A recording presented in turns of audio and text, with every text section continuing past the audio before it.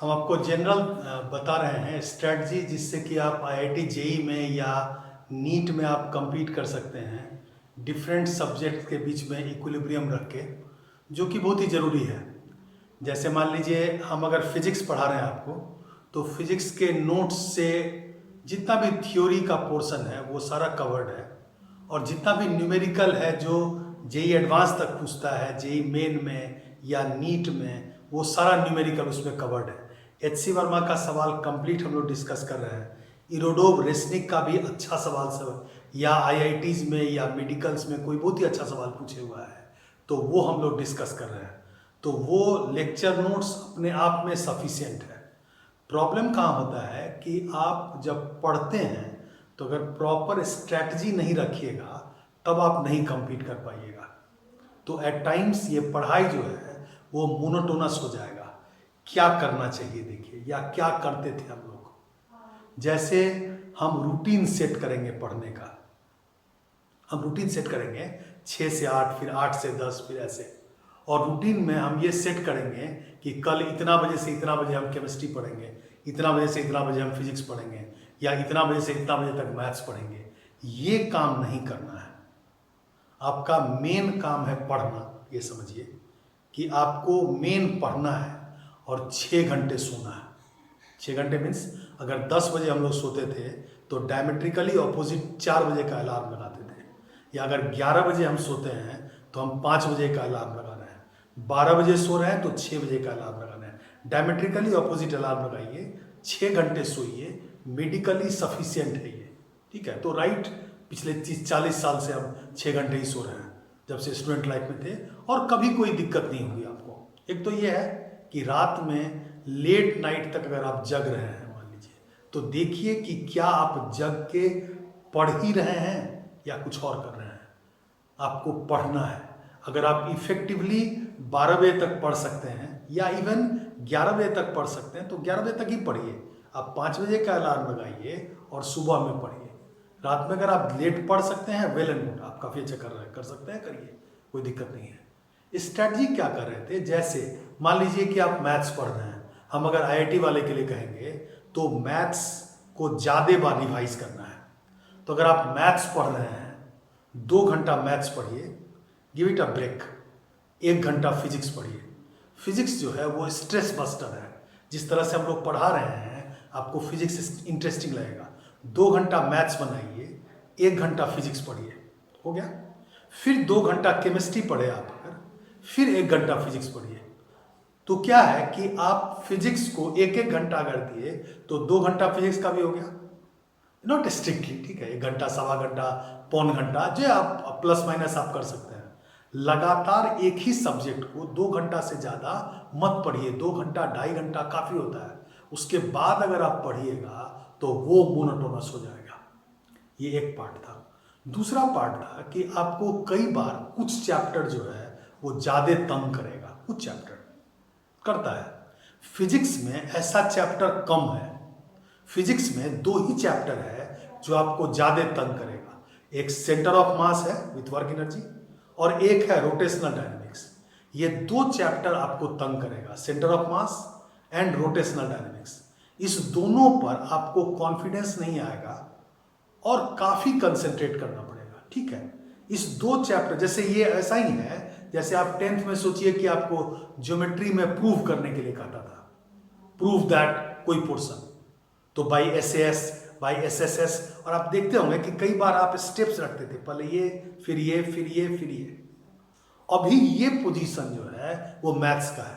Maths में आप calculus में सॉल्व कर रहे हैं, कोई इंटीग्रेट कर रहे हैं किसी चीज़ को, तो स्टेप्स है, पहले ये निकालेंगे, फिर ये निकालेंगे, फिर ये निकालेंगे, तो 3-4 स्टेप आप याद रखते हैं। आज भी आईआईटी में या जेई में या मेन में वो पूछता है 4 स्टेप वाला।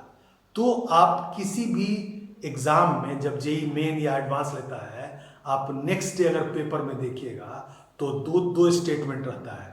Maths was lengthy, physics was tricky, difficult, chemistry was easy. और क्यों नहीं होगा केमिस्ट्री इजी? केमिस्ट्री में डिफाइंड रिएक्शंस हैं। वो रिएक्शन अगर आपको पता है कैसे क्या होता है, उससे अलग नया रिएक्शन बना के नहीं पूछ सकता आईआईटी में।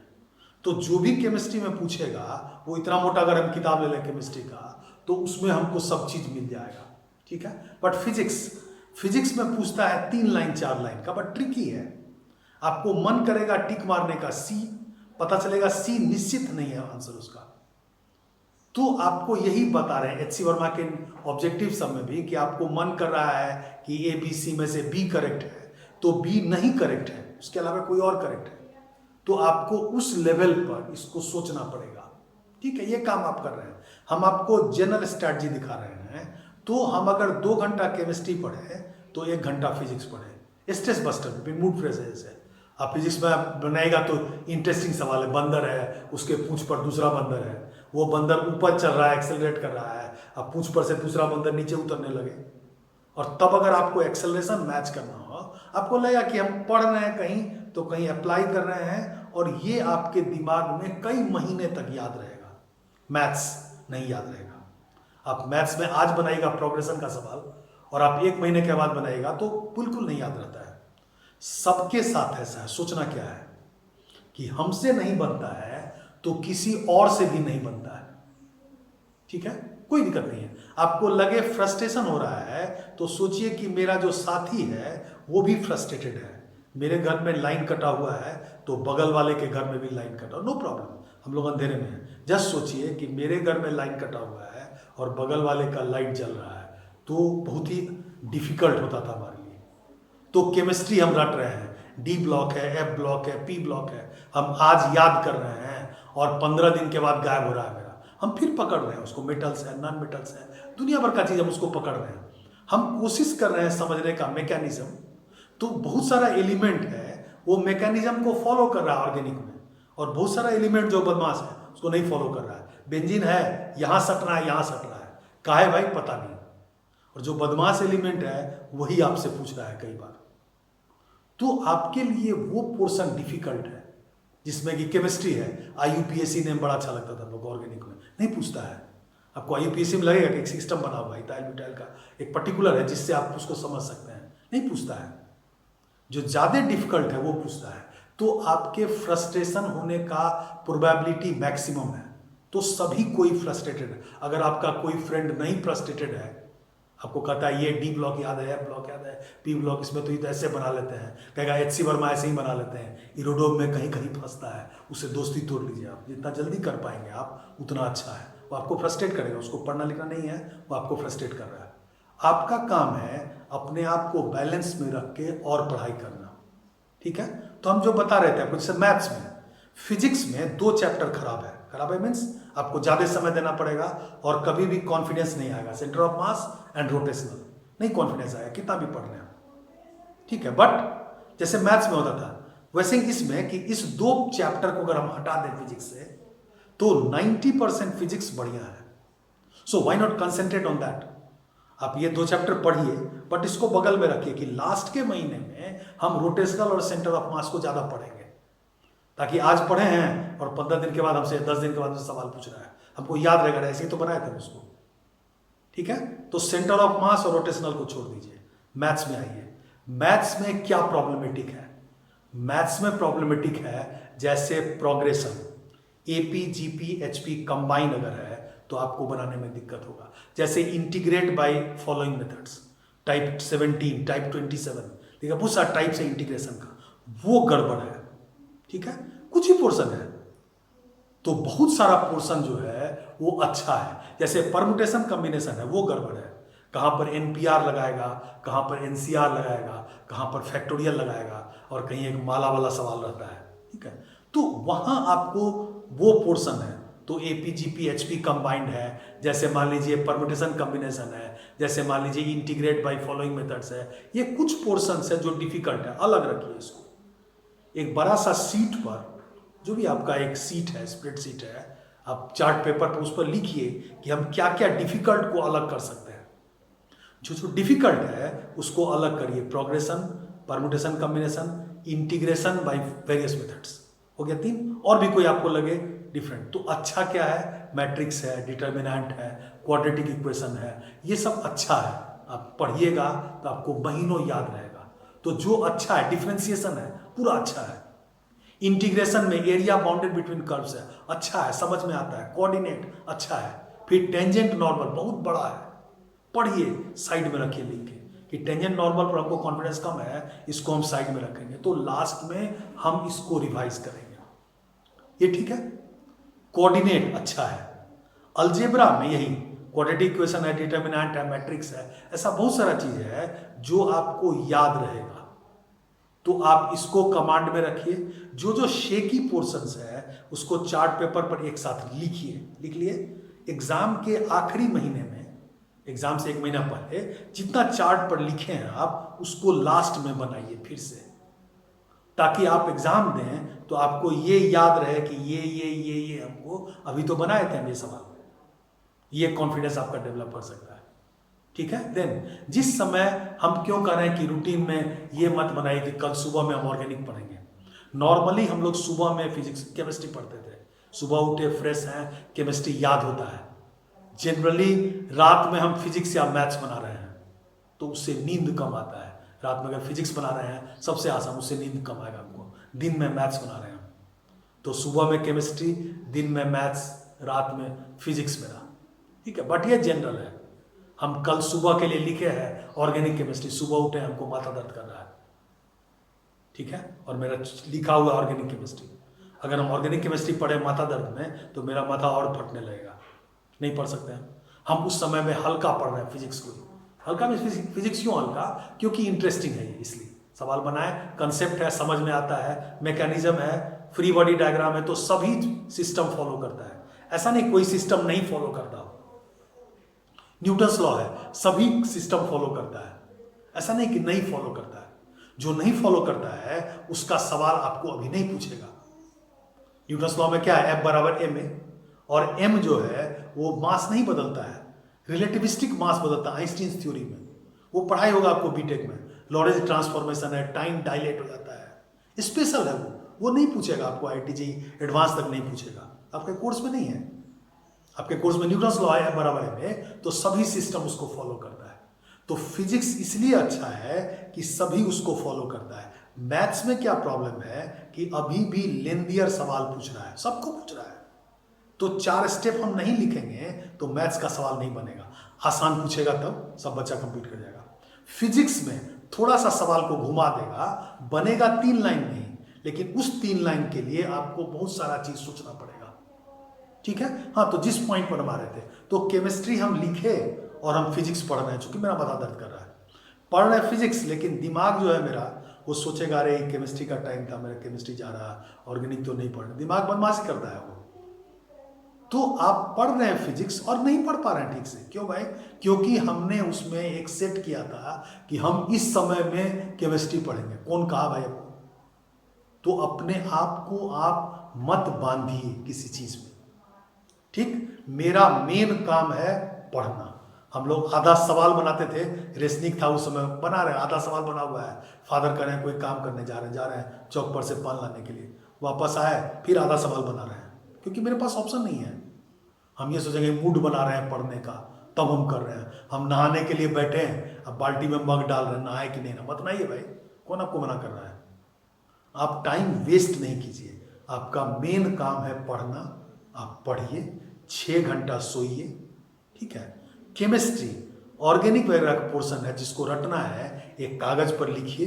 कभी फील्ड में टहल रहे हैं, कागज को चिट रखिए पॉकेट में, निकाल के हम कन्वर्सन पढ़ रहे हैं उसमें, तो कन्वर्सन पढ़िए आप। ठीक है। ये जनरल कन्वर्सन में क्या होता था, एल्डिहाइड कीटोन का है मान लीजिए, तो एक बड़ा सा चेन होता है, इसमें ये मिलाएंगे ये बनेगा, ये मिलाएंगे ये बनेगा, ये मिलाएंगे ये बनेगा, ऐसे ये पूरा बड़ा सा चेन होता है। उसका कोई बीच वाला पोर्शन पूछ देता है। मान लीजिए कि हम शेकी हैं, मान लीजिए कि आपसे रटा नहीं हो रहा है। अगर आपसे रटा नहीं हो रहा है, एक डिमेरिट है, जनरल 99% लोग का डिमेरिट है। बढ़िया क्या है, आप समझते अच्छा है। अगर रटते कम है तो समझते अच्छा है, वाइस वर्सा। तो अगर हम समझते अच्छा है तो मेरा फिजिक्स अच्छा होगा, मेरा फिजिकल केमिस्ट्री अच्छा होगा, मेरा आधा मैथ्स अच्छा होगा। अगर हम बायोलॉजी में देखेंगे तो बॉटनी जूलॉजी में ज़्यादा मन लगता है, समझ में आता है एनिमल बॉडी है, ये फलाना है। प्लांट्स में मेरा दिमाग खराब होता है, मान लीजिए हमको बहुत सारी चीज़ याद करना होता है। ठीक है। तो बायोलॉजी वाले पोर्शन में हम नहीं डिस्कस कर रहे हैं, हम ये जनरल कर रहे हैं आपको कि एक सब्जेक्ट को ज़्यादा नहीं पढ़ना है। दूसरा, जिस समय जो सब्जेक्ट पढ़ रहे हैं आप उस पर कंसंट्रेट करिए। जो चैप्टर पढ़ रहे हैं उसमें देखिए कि किस तरह का ऑब्जेक्टिव या न्यूमेरिकल कंपटीशन में पूछता है, उस पर ध्यान दीजिए, ना कि दूसरे पर। तो एक समय में एक ही पोर्शन, प्रॉब्लम कहाँ है, जनरल कोर्स है इतना बड़ा और समय मिलता है इतना, हमेशा आपको समय का कमी रहेगा, ठीक है। तो कम समय में आप ज़्यादा सिलेबस अगर कवर कर पा रहे हैं, ठीक है, तो आप कहिएगा कि हम इसको कैसे कर सकते हैं। आप देखिएगा बच्चा सबका कंपटीशन होता है तो एक हॉल के कोना में बास्केट रहता है, इधर एक बास्केट में बॉल रहता है, बच्चा को बॉल इस कोना से उठा के उस बास्केट में डालना है। जो बच्चा ज़्यादा बॉल डाल देगा वो जीत जाएगा। तो देखिएगा आप कि बहुत सारा बच्चा, छोटा छोटा बच्चा रहता है टीवी शो में ऐसे करके उठाता है 5 ठो बॉल, इस कोना से ले गया उस कोना, रास्ते में भड़बड़ा गिर गया सब, फिर आएगा वापस, फिर 5 ठो बॉल उठाएगा, फिर थोड़ा दूर तक गया, फिर भड़बड़ा गिर गया। और दूसरा जो बच्चा जिसको माँ बाप समझाए रहता है वो बास्केट में से 2 ही बॉल उठाता है, 2 बॉल उठाया ऐसे गया उसमें रखा, फिर 2 बॉल उठाया ऐसे गया उसमें रखा, बाकी पब्लिक उस पर हंसता है कि 2 ही बॉल उठा रहा है, लेकिन वही विनर है जो 2-2 बॉल उठा रहा है। पढ़ने में वही है। तो कबीर का कहते हैं ना, एके साधे सब सधे, सब साधे सब जाए। एक चैप्टर को अगर आप पढ़िएगा ढंग से, फिर दूसरा पढ़िए, फिर तीसरा पढ़िए, तो एके साधे सब सधे, एक को साधिएगा तो सभी सधेगा धीरे धीरे। सब चैप्टर पर आपका माना, सब साधे सब जाए, अगर सबको एक साथ साधिएगा तो सब भड़बड़ा के गिर जाएगा। तो आपको पढ़ना है, 2 चीज समझिए कि बगल वाले का भी लाइन कटा हुआ है, मेरा कटा हुआ है, तो सो व्हाट, सभी कोई दे रहे हैं और उसी में से उसका एग्जाम खराब हो रहा है, मेरा भी खराब हो रहा है, मेरा थोड़ा कम खराब हो रहा है तो हम कंपीट कर रहे हैं, ठीक है। तो खराब हो रहा है सबका, सभी सब चीज को नहीं याद कर सकता है, सिवाय 1-2% बच्चा को जिसको भगवान बहुत जीनियस ब्रेन दिए हुए हैं, वो पढ़ता है उसको याद हो जाता है। वैसा बच्चा बहुत कम पढ़ता है, देखिएगा उसको याद हो जाता है। हम लोग के पास नहीं है 99%, जैसे हम लोग IIT किए हुए हैं अगर, तो घस घस के पास किए हैं, तो घस के ही पास करता है लोग। तो मेहनत करिए, एक बार आप स्ट्रेटजिकली चलिए, कंपीट कर जाइए, लाइफ उसके बाद सेट है, उसके बाद आपको कभी दिक्कत नहीं होगा। स्ट्रेटजिकली चलिए, कोई भी दिक्कत हो आपको पढ़ने के स्ट्रेटजी में या कुछ भी, तो आप हमारे नंबर पर संपर्क कर सकते हैं। जो नंबर आपको डेजिग्नेटेड दिया हुआ है, तो आप उस नंबर पर हमको क्वेरी लिख सकते हैं, या हमारा साइट है successphysics.com, आप उस पर इंटरेक्ट कर सकते हैं, कोई भी दिक्कत हो पढ़ने संबंधित, ठीक है।